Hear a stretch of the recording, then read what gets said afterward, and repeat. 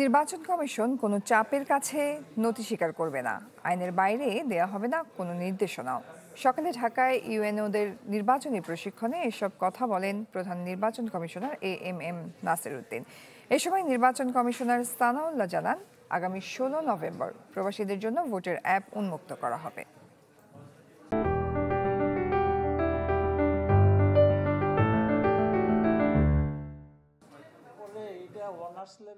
জাতীয় সংসদ নির্বাচন উপলক্ষে উপজেলা নির্বাহী কর্মকর্তাদের প্রশিক্ষণ আয়োজন। প্রথম পর্যায়ে অংশ নেন বিভিন্ন জেলার 50 জন উপজেলা নির্বাহী কর্মকর্তা। ছিলেন প্রধান নির্বাচন কমিশনার সহ অন্যান্য কমিশনাররা।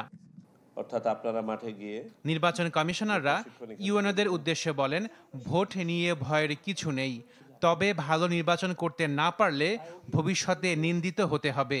এ সতর্ক বার্তা দেওয়া হয় কর্মকর্তাদের। আহ্বান জানানো হয় বিগত নির্বাচনগুলোর প্রশিক্ষণ ভুলে যাওয়ার। এছাড়া জানানো হয় আগামী মাসে চালু করা হবে প্রবাসীদের ভোটের জন্য অ্যাপ। প্রবাস থেকে ভোট সংগ্রহের জন্য ব্যালটটা বাংলাদেশে ব্যবহৃত ব্যালটের চেয়ে ডিফারেন্ট হবে। বাংলাদেশে সরাসরি ভোটের যে ইন পার্সন ভোটিংয়ের যে ব্যালটটা তার চেয়ে ডিফারেন্ট হবে। সেটা কি? এই ব্যালটে সকল প্রতীক ছাপানো থাকবে। অ্যাপ্লিকেশন প্রসেসটা শুরু হয়ে যাবে ওয়েল ইন অ্যাডভান্স। এমনও হতে পারে যে তফসিল ঘোষণার আগেও শুরু হয়ে যেতে পারে। নির্বাচন কমিশন থেকে আপনাদের প্রতি মেসেজ হচ্ছে, কোনো ভয় নেই, সঠিক কাজ করবেন, নির্বাচন কমিশন আপনাদের সাথে আছে। কিন্তু উদ্দেশ্যমূলকভাবে কোনো কাজ করলে কিন্তু সাংঘাতিক পেরেশানিতে পড়বেন। আমরা সবাই মিলে নষ্ট করেছি, যেহেতু সেই নির্বাচনকে আবার শুদ্ধ করা আমাদেরই দায়িত্ব, তাই না? কারণ ওটা আমাদের পূর্বসূরীরা করেছেন, আমরা উত্তরসূরি হিসাবে সেটাকে রেকটিফাই করা আমাদের দায়িত্ব কর্তব্যের মধ্যে পড়ে। খোদা না করুক, এই ইলেকশনও যদি আমরা ভালো না করতে পারি, বিশ্বের কাছে, মানুষের কাছে, জাতির হিসাবে আমরা অত্যন্ত নিন্দিত জাতি হিসেবে পরিণত হব। পরে কথা বলেন প্রধান নির্বাচন কমিশনারও। বলেন, কমিশন কোনো চাপের কাছে নথি স্বীকার করবে না।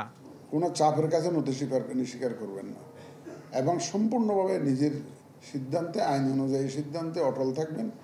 আমাদের পক্ষ থেকে আমরা সার্বিক সহযোগিতা দেব এবং নির্বাচন কমিশনও কিন্তু কারো কোনো অন্যায় চাপের কাছে নথি স্বীকার করবে না।